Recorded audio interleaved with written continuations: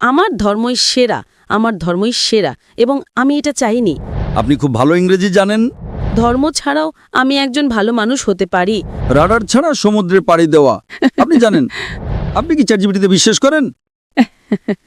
আপনি আটকে গেছেন। কনচেটা, আমি ইতালি থেকে এসেছি এবং আমি এখানে ইন্দোনেশিয়ায় ছোট বাচ্চাদের ইংরেজি শেখাতে এসেছি। আমি কোনো নির্দিষ্ট ধর্ম অনুসরণ করি না, আমি কোনো চার্চ বা কোনো ধর্মে বিশ্বাসী নই। তাই আমার প্রশ্ন হলো, আমি সবসময় দেখেছি যে বিভিন্ন ধর্মের মানুষ আমাকে তাদের ধর্ম সম্পর্কে জানাতে চেষ্টা করেছে, কিন্তু আমি সবসময় দেখেছি যে তারা বলতো আমার ধর্মই সেরা, আমার ধর্মই সেরা, এবং আমি এটা চাইনি। তাই আমি কোনো ধর্ম অনুসরণ না করার সিদ্ধান্ত নিয়েছি, কারণ আমি বিশ্বাস করি যে ধর্ম ছাড়াও আমি একজন ভালো মানুষ হতে পারি। আমার শৃঙ্খলা আছে, আমি অন্যের ভালো করতে পারি, কারোর ক্ষতি না করে একটা সুন্দর জীবনযাপন করতে পারি, কোনো কঠোর নিয়ম না মেনে। বোন, আপনি ইংরেজি ভাষার শিক্ষিকা, তাই না? শুধু এখানে ইন্দোনেশিয়া একটা অভিজ্ঞতার জন্য। ইন্দোনেশিয়ায় এখন আমি যখন ইংরেজি বর্ণমালা শিখেছি, আমি জানি তার ক্রম হলো ABCD। না না না না, BAZYD। আপনি কি না মানবেন? না। কেন? আপনি তো বলবেন আমি সঠিক। এটা ঠিক না ভুল? ABCD ছাড়া কি ইংরেজি শেখার অন্য কোনো উপায় আছে? কারণ আপনি জানেন এর একটাই উপায়, শুধু একটাই। আপনি বলতে পারেন না ZADPL। আপনি কি বলতে পারেন? যদি 10 জন লোক এসে আপনাকে বলে চলুন ইংরেজিতে বর্ণমালা শিখি ZYAL, আপনি কি রাজি হবেন? আপনি কি বলবেন আমি সঠিক কিনা? কেন?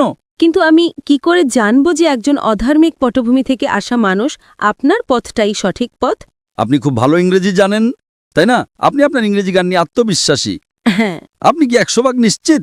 আমি ইংরেজিতে পারদর্শী, কিন্তু আমার মাতৃভাষা ইতালিয়ান। কিন্তু আপনি জানেন যে ইংরেজি মানে ABCD, অন্য কোনো পথ নেই, তাই না? 100% নিশ্চিত, কারণ আপনি ইংরেজি জানেন। আপনি ইংরেজিতে একজন বিশেষজ্ঞ। আপনি ইটালিয়ানও আরো ভালো বিশেষজ্ঞ হতে পারেন, কিন্তু আপনি ইংরেজিতে বিশেষজ্ঞ, তাই না? ঠিক তেমনি ভাবে বোন, আমার পদ্ধতি ভিন্ন। আমি বলি আপনি আমাকে ইসলামের চেয়ে ভালো কোনো ধর্ম দেখান, আমি আজই তা গ্রহণ করব, কারণ আমি তুলনামূলক ধর্মতত্ত্বের একজন বিশেষজ্ঞ। আমি খ্রিস্টান ধর্ম, হিন্দু ধর্ম, বৌদ্ধ ধর্ম, ইসলাম, শিখ ধর্ম, পার্সি ধর্ম এবং আরও অনেক ধর্ম নিয়ে পড়াশোনা করেছি। তাই এখন আমি তুলনামূলক ধর্মতত্ত্বের একজন বিশেষজ্ঞ। আমি বলছি আপনি আমাকে এর চেয়ে ভালো কোনো ধর্ম দেখান, আমি আজই তা গ্রহণ করব। কিন্তু ধর্মহীনতা সম্পর্কে আপনার কি মত? ঠিক আছে, আপনি আমাকে ধর্মহীনতাকে ইসলামের চেয়ে ভালো প্রমাণ করে দেখান, আমি মেনে নেব। যে কোনো কিছু। আপনি নাস্তিকতাকে ইসলামের চেয়ে ভালো দেখান, আমি মেনে নেব। কমিউনিজম, সমাজতন্ত্র, যা খুশি ইসলামের চেয়ে ভালো প্রমাণ করুন, আমি গ্রহণ করব। যে কোনো কিছু, রাজনীতি বা অরাজনীতিক, আমাকে এর চেয়ে ভালো কিছু দেখান। কোরআনের চেয়ে ভালো কোনো নির্দেশনা গ্রন্থ, আমি তা গ্রহণ করব। না, পলিটিক্স নয়। যে কোনো কিছু, রাজনীতি হোক বা না হোক, আমাকে এর চেয়ে ভালো কিছু দেখান। কোরআনের চেয়ে ভালো কোনো পথ প্রদর্শক গ্রন্থ দেখান, আমি তা গ্রহণ করব। আমি অন্যদের মতো নই, আমি ভিন্ন, কারণ আমি তুলনামূলক ধর্মতত্ত্বের একজন বিশেষজ্ঞ। আপনি কি আমার কথা বুঝতে পারছেন বোন? আপনি শুধু ইংরেজি এবং ইটালিয়ান ভাষায় বিশেষজ্ঞ, আর আমি তুলনামূলক ধর্মতত্ত্বে বিশেষজ্ঞ। এটা আমার বিশেষজ্ঞত্ব। তাহলে আমার কি এটা বলার অধিকার আছে কি না? কিন্তু ধর্ম ছাড়া একটা জীবন সম্পর্কে আপনার কি মত? হ্যাঁ, আমি জানি এটা একটা বিতর্কিত প্রশ্ন, কিন্তু আমি জানতে চাই। আমি আমার জীবনকে এইভাবেই দেখি। ধর্ম ছাড়া জীবন হলো রাডার ছাড়া সমুদ্রে পাড়ি দেওয়া। আপনি জানেন, আপনি রাডার ছাড়া সমুদ্রে নৌকো চালাচ্ছেন, কোনো জিপিএস নেই, স্যাটেলাইট নেই, আর আপনি নৌকো নিয়ে বসে চলেছেন যে কোনো দিকে। আপনি কি উত্তরটা পেয়েছেন? আমি বুঝতে পারছি। হ্যাঁ, আপনি বুঝতে পারছেন। তাই এখন আপনাকে আপনার রাডার বেছে নিতে হবে। আমাকে একটা ধর্ম বেছে নিতে হবে? আপনাকে বেস্ট পথ প্রদর্শক বেছে নিতে হবে। ধরেন আপনি অসুস্থ, আপনাকে ডাক্তারের কাছে যেতে হবে, তাই না? নাকি আপনি বলবেন না না, আমি নিজেই চিকিৎসা শিখে নেব? আপনি কি তা করতে পারবেন? হ্যাঁ, আপনি গুগল করে কিছু উত্তর পেতে পারেন, কিন্তু সব উত্তর কি পাবেন? চ্যাটজিপিটি? চ্যাটজিপিটি কি আপনার অপারেশন করবে? যদি আপনি চ্যাটজিপিটিকে জিজ্ঞেস করেন আপনার হার্টের সমস্যা হয়, না না না না, সে উত্তর দেবে একজন ডক্টরের কাছে যান। চ্যাটজিপিটিকে জিজ্ঞেস করেন কোন ধর্ম সবচেয়ে বৈধ, যুক্তিকার, বৈজ্ঞানিক। এখানে উত্তর আছে। আপনি কি চ্যাটজিপিটিতে বিশ্বাস করেন? আপনি আটকে গেছেন বোন। তাই আমি বলছি এটা আমার এক্সপার্টিজ এরিয়া। আপনার মতো মানুষের সাথে কথা বলে আমার বিশেষজ্ঞত্ব। এটা আমার বিশেষজ্ঞত্ব। আপনি অসুস্থ হলে ডক্টরের কাছে যান, তাই তো? আমি তো নিজেকে অসুস্থ মনে করি না। আমি বলছি না যে আপনি অসুস্থ। না, মানে আমি মনে করি না যে আমি রাডার হারিয়ে ফেলেছি। আমি মনে করি না যে এখন আমার কোনো রাডারের প্রয়োজন আছে। তাই আপনি অসুস্থ হলে ডাক্তারের কাছে যান না, তাই তো? অবশ্যই যাই। ও, তার মানে অসুস্থ হলে আপনার রাডার দরকার না, কিন্তু ধর্মীয়ভাবে বলতে গেলে আমি নিজেকে পথভ্রষ্ট মনে করি না। কারণ আপনি জানেনই না যে আপনি কি হারাচ্ছেন।